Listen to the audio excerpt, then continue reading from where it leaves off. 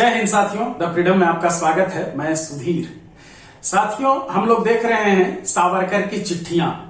वो चिट्ठियां जो उन्होंने अंडमान निकोबार में काले पानी की सजा जब वो काट रहे थे, सेल्यूलर जेल में बंद थे, तो क्षमा याचना के रूप में ब्रिटिश सरकार को लिखी थी, जिसमें वो अपने को छोड़ने की गुहार लगा रहे थे और उसके कारण बता रहे थे। साथ ही वहां जब वो रह रहे थे तो अपने लिए सुविधाओं की भी मांग कर रहे थे। हम लोगों ने दूसरी चिट्ठी देखी थी पिछले वीडियो में, और उसमें हम लोगों ने देखा था कि वो सबसे पहले वो अपनी कैद की स्थिति के बारे में बताते हैं और सुविधा की मांग करते हैं, और फिर साथ ही ये भी कहते हैं कि अब चूंकि जो सरकार है, सरकार मतलब उस समय की ब्रिटिश सरकार, उनका रवैया काफी बदल गया है। अब हम लोगों को क्रांति आंदोलन की जरूरत नहीं है, अब कोई संघर्ष की जरूरत नहीं है, अब तो ब्रिटिश राजभक्त बन के रहने में कोई दिक्कत नहीं है। वो दौर अलग था जब हम लोग क्रांति वगैरह की बात सोचते थे। हमें रिहा कर दिया जाएगा तो इसका बहुत अच्छा मैसेज जाएगा।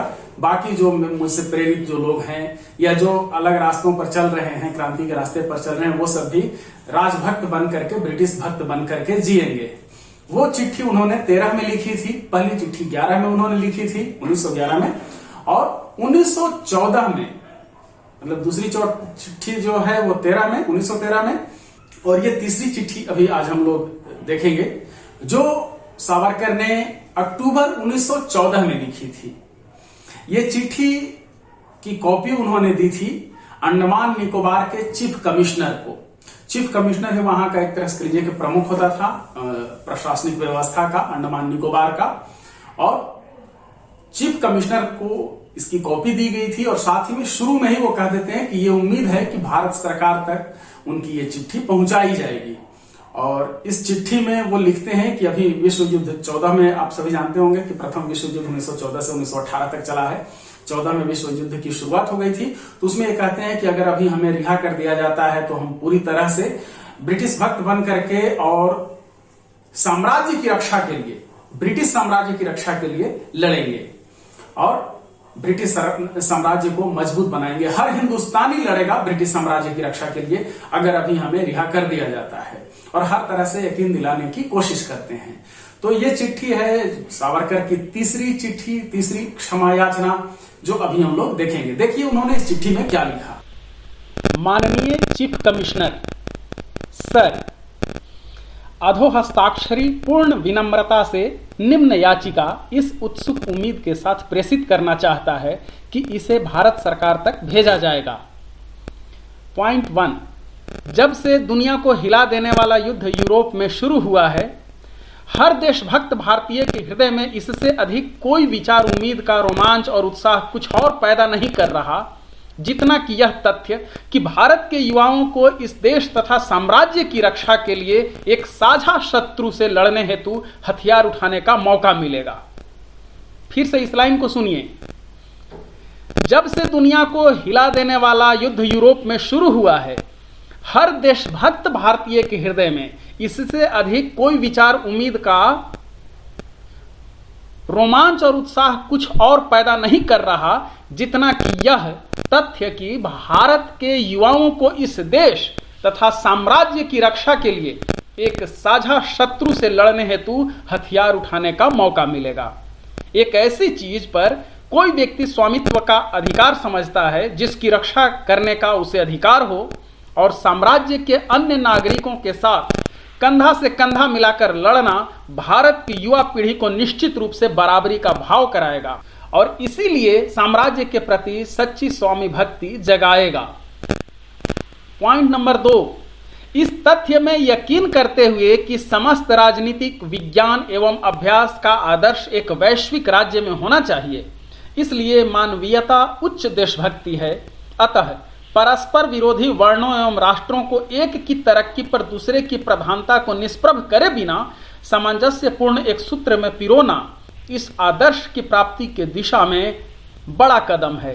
स्वैच्छिक अभियान की सफलता देख मैं प्रसन्न हूं और लॉर्ड हार्डिंग के प्रयास की मेल मिलाप एवं भरोसा जीतने वाली सुदूरदर्शी एवं सच्ची शाही नीति की अंतिम सफलता को देख इस विश्वास से परिपूर्ण हूं। यदि सरकार इसे जारी रखती है यदि साम्राज्य के अन्य नागरिकों के साथ इस देश के पौरुष को यश एवं जिम्मेदारियां उठाने का पूरा मौका दिया जाता है तो प्रत्येक धारा एवं विचार वाले भारतीय देशभक्त शुद्ध अंतःकरण से उसी वफादारी से भर उठेगा जैसे कोई अपनी मातृभूमि के लिए महसूस करता है। पॉइंट नंबर 3, इसलिए मैं अत्यंत विनम्रता से स्वयं को वर्तमान में ऐसी किसी भी सेवा में एक स्वयं सेवक के रूप में प्रस्तुत करता हूं जिसके लायक भारत सरकार मुझे समझे। मैं जानता हूं कि एक साम्राज्य मुझ क्षुद्र व्यक्ति की सहायता पर निर्भर नहीं करता, लेकिन फिर मैं यह भी जानता हूं कि कोई भी व्यक्ति, चाहे वह जितना भी क्षुद्र हो, अपने साम्राज्य की रक्षा के लिए अपना सर्वोत्तम देने के लिए कर्तव्यबद्ध है।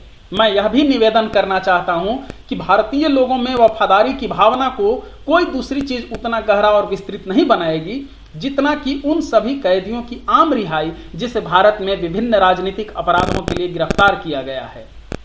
ऐसे समय में यह कदम विदेशियों के उस भ्रम को भी तोड़ेगा जो कि भारतीय साम्राज्य के अंतर्गत समान अधिकार मांगते हैं।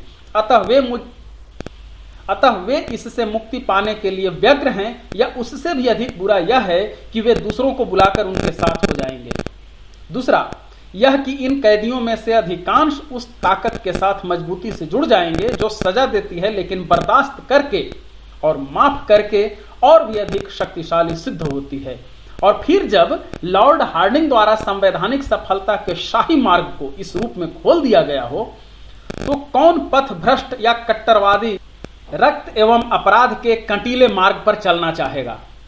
सबसे अधिक यह एक स्पष्ट तथ्य है कि चाहे वह जर्मनों से कितनी भी नफरत करें, लेकिन भारत के उन हजारों घरों में उस ताकत के प्रति सच्ची सहानुभूति नहीं हो सकती है जिसने उनके पुत्र या पति या एक पिता या एक मित्र को जेल में सड़ने के लिए रखा हुआ है, क्योंकि खून पानी से अधिक गाढ़ा होता है। लेकिन खास तौर पर ऐसे संकट के समय में एक आम रिहाई भारत के आभारी लोगों के हृदय में ऐसा गहरा प्रभाव छोड़ेगी जो युद्ध के समाप्त होने पर लगाए जाने वाले दरबारों और आतिशबाजियों से संभव नहीं होगा। यह हर शंका से इतर यह सिद्ध करेगा कि भारतीय और अंग्रेज साम्राज्य की रक्षा के मामले में एक दूसरे पर पूरा भरोसा रखते हैं। पॉइंट नंबर 4, यदि सरकार को यह शक है कि यह सब लिखने के पीछे मेरा वास्तविक उद्देश्य अपनी रिहाई हासिल करना है तो मैं यह निवेदन करना चाहता हूं कि मुझे एकदम रिहा न करें, मुझे छोड़कर बाकी सबको रिहा कर दें, स्वयंसेवक अभियान चलने दें और मैं ऐसे प्रसन्न होऊंगा जैसे मुझे खुद को सक्रिय भूमिका निभाने की अनुमति दी गई है।